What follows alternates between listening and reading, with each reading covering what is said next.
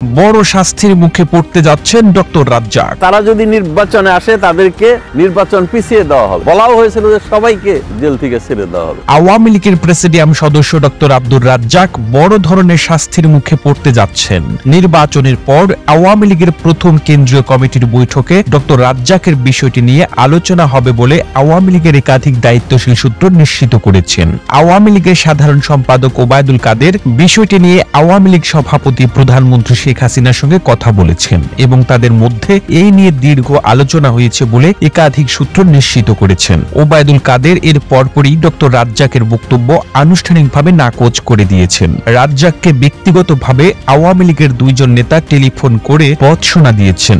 আওয়ামী লীগের উদ্যোগে ডক্টর রাজ্জাক কেন, কিভাবে, কোন প্রেক্ষাপটে এই কথা বলেছেন বিষয়টি খতিয়ে দেখার জন্য দায়িত্ব দিয়েছেন আওয়ামী লীগ সভাপতি। এই দুইজন নেতা প্রাথমিকভাবে মনে করছেন যে ডক্টর আব্দুর রাজ্জাক ভুল ক্রমে বা বিভ্রান্ত হয়ে এই ধরনের বক্তব্য দেননি। তিনি জেনে বুঝেই বক্তব্য দিয়েছেন। বিশেষ করে বক্তব্য দেওয়ার পর তিনি যে ব্যাখ্যা দিয়েছেন তা আরো ঔদ্ধত্যপূর্ণ এবং দলের নীতি ও অবস্থানের সাথে সাংঘর্ষিক। আর এই কারণেই ডক্টর রাজ্জাকের বিরুদ্ধে বড় ধরনের ব্যবস্থা গ্রহণ করা হবে বলে আওয়ামী লীগের একাধিক সূত্র নিশ্চিত করেছে।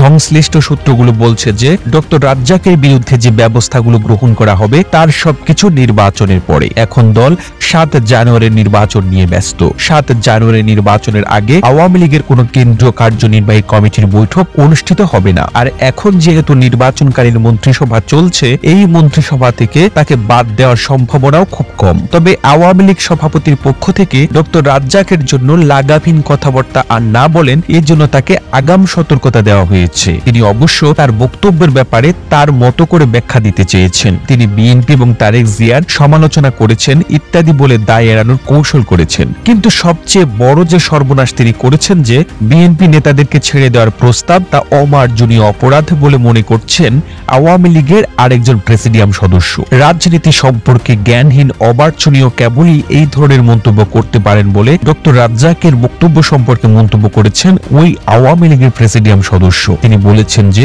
ডক্টর রাজ্জাক সুশীল সমাজের কোনো এক অংশের প্ররোচনায় এই ধরনের বক্তব্য দিয়ে থাকতে পারেন। তবে ডক্টর রাজ্জাক তার ঘনিষ্ঠদেরকে কোনো যোগ সাজসের কথা অস্বীকার করেছেন। তিনি বলেছেন যে তিনি বিএনপিকে নির্বাচনে আনার জন্য সরকার যে চেষ্টা করেছিল সে চেষ্টা ব্যাখ্যা দিতে গিয়েই এই ধরনের বক্তব্য দিয়েছেন। তবে নির্বাচনের পর ডক্টর রাজ্জাক আওয়ামী লীগের প্রেসিডিয়াম সদস্য পদ হারাতে পারেন, তাকে নতুন মন্ত্রিসভায় অন্তর্ভুক্ত করা হবে না এমন কথা শোনা যাচ্ছে। তবে সবকিছু মিলিয়ে তার বিরুদ্ধে কি ব্যবস্থা নেওয়া হবে সেই সম্পর্কে চূড়ান্ত সিদ্ধান্ত গ্রহণ করবেন আওয়ামী লীগ সভাপতি প্রধানমন্ত্রী শেখ হাসিনা। বিভিন্ন সময় দেখা গেছে যে আওয়ামী লীগের অনেক বড় বড় ভারী পদ পেয়ে হিতাহিত জ্ঞান শূন্য হয়ে পড়েন। কি করতে হবে, কি বলতে হবে সে সম্পর্কে কোন রকম ভারসাম্য তাদের থাকে না। আর ডক্টর রাজ্জাকের বক্তব্য এই রকম ভারসাম্যহীনতার একটি বড় উদাহরণ। তিনি একদিকে যেমন দেশের বিচার ব্যবস্থা নিয়ে প্রশ্ন তুলেছেন, অন্যদিকে তিনি বিএনপি নেতাদের বিরুদ্ধে নাশকতার অভিযোগগুলোকে বানোয়াট এবং মিথ্যা হিসেবে প্রতিপন্ন করার চেষ্টা করেছেন তার বক্তব্যের মধ্য দিয়ে। তৃতীয়ত,